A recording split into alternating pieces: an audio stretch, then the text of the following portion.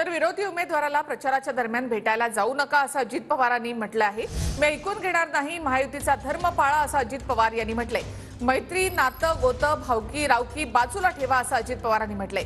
पिंपरी चिंचवड मधील सभेत अजित पवार यांनी कार्यकर्त्यांना आवाहन केलं आहे। आणि आपल्या विरोधी जो उमेदवार आहे त्याच्याही आपले अनेक वर्षाचे संबंध, पण त्या संबंधाचा कसा गैरअर्थ चाललेला बघा। त्याच्यामध्ये काहींचे मैत्रीचे नातेसंबंध हे समोरच्या उमेदवाराशी असू शकतात।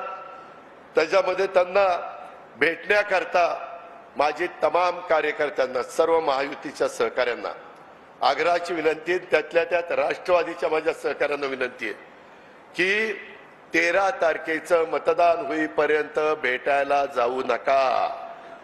नाही दादा, सहज गेलो होतो, गप्पा मारायला गेलो होतो, गप्पा नको टप्पा नको। समोरचा उमेदवार जे सांगतोय दादांनीच मला पाठवलंय आणि दादांनीच मला उभं राहा म्हणून सांगितलं, दादांचं खोट आहे।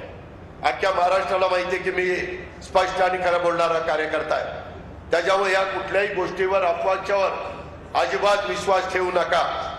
त्यामध्ये धनुष्यबाण एके धनुष्यबाण हेच आपल्याला लोकसभेच्या निवडणुकीच्या निमित्तानं मावळ लोकसभा मतदारसंघामध्ये चालवायचं आहे आणि तेच आपल्याला निवडून आणायचं आहे।